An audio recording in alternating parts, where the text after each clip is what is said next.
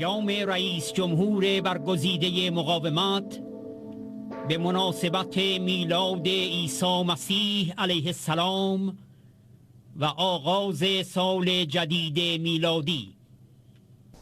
هموطنان عزیز مسیحیان ارجمند حامی مقاومت ایران در سراسر جهان، عید کریسمس، میلاد خجسته عیسی مسیح علیه السلام و آغاز سال 2013 رو به همه شما تبریک میگم.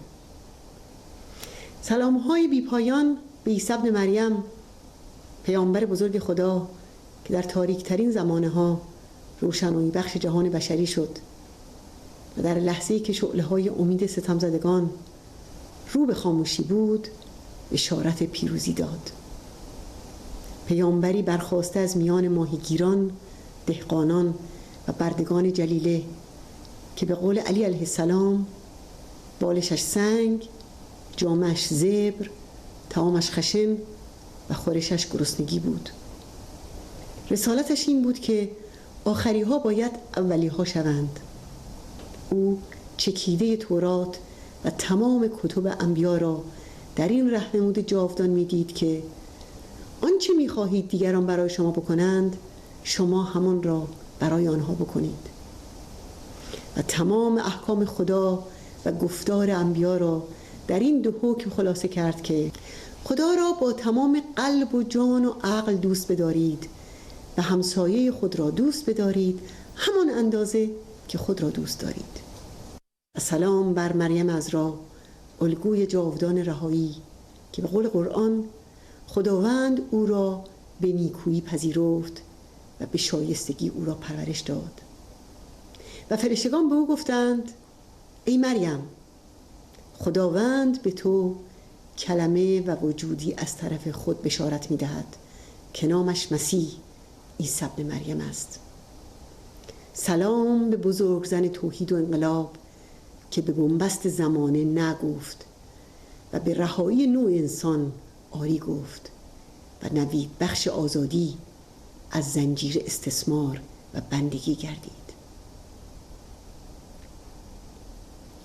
دوستان عزیز، همان گونه که سال 2012 به سال نو تحویل می شود، دوران تازه‌ای در سپهر سیاسی و اجتماعی ما در حال طلوع است. دورانی که از دمشق تا بغداد و تهران زمین زیر پای دیکتاتورها به لرزه در آمده است و سرکوب شدگان به ویژه زنان و جوانان به پا می خیزند. عصر پایان بردگی دینی است و عصر آغاز آزادی، دموکراسی و برابری. در سالی که گذشت، مسیحیان جهان از نمایندگان مجالس کشورهای مختلف تا شخصیت‌های سیاسی و مدافعان حقوق بشر تا رهبران کلیساها به یاری مقاومت ایران شتافتند و در مبارزه علیه فاشیسم دینی در کنار مردم ایران قرار گرفتند. به شکست کشانیدن ضرب العجل 31 دسامبر 2011 علیه مجاهدان اشرف و دفاع از امنیت و حفاظت و حقوق آنان در برابر دسیسه‌های رژیم برای قتل عام و به پیروزی رساندن کارزار بزرگ حذف لیستگذاری مجاهدین تماماً با همبستگی پرشور آنها امکان پذیر شد. قطعنامه 400 کلیسای متدیست آمریکا، حمایت پیشوای کل ایرلند و همچنین اسقف اعظم ولز و گروهی از بالاترین شخصیت‌های مذهبی در انگلستان، ایرلند و ولز، همچنین نامه‌های 800 رهبر مذهبی از سراسر آمریکا به وزیر خارجه این کشور و 2000 نامه از کشیشان کلیساهای ایالت‌های سراسر آمریکا بخشی از همبستگی درخشان جامعه مسیحیان جهان با مقاومت ایران در یک سال گذشته است. از جانب مردم و مقاومت ایران صمیمانه از همه آنها تشکر می‌کنم. نبرد برای آرمان آزادی مردم ایران اکنون افق تابناکی پیش رو دارد. رژیم ولایت فقیه در دوران سرنگونی گرفتار شده و شرایط اجتماعی، منطقی و بین المللی بیش از همیشه آماده است. در نقطه مقابل آخوندها سراسیمه به اعدام و شکنجه و آزادی کشی پناه بردند. در 2 سال اخیر پاسداران صدها مسیحی را به بهانه‌های واهی دستگیر کردند.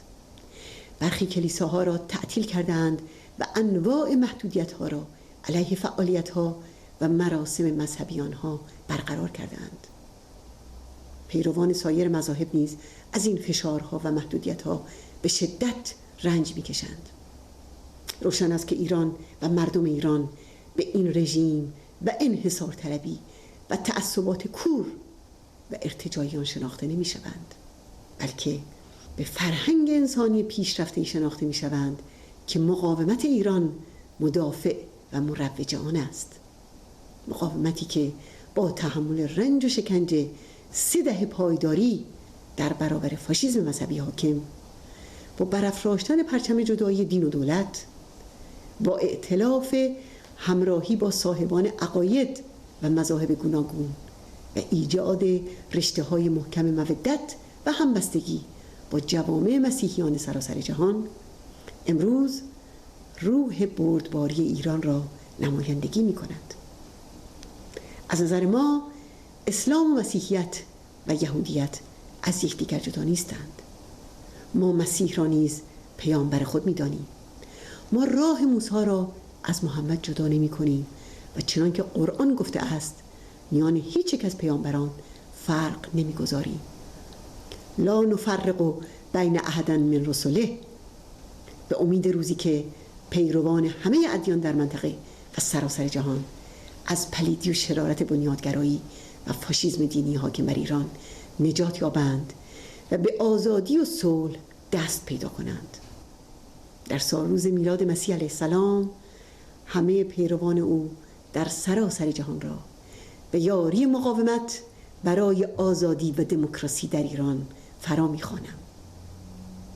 مجاهدان آزادی در اشرف و لیبرتی سر بر قدوم مسیح نهادند که گفت مهمترین احکام خدا نیکویی و گذشت و صداقت است. همگان را به یاری آنان فرا می‌خوانم و از خدای بزرگ مسئلت می‌کنم که سال نو را سالی مملو و از خیر و برکت برای یکایک شما کند. سالی سرشار از صلح برای تمام دنیا و سال آزادی مردم سوریه و مردم ایران. سال نو بر همه شما مبارک.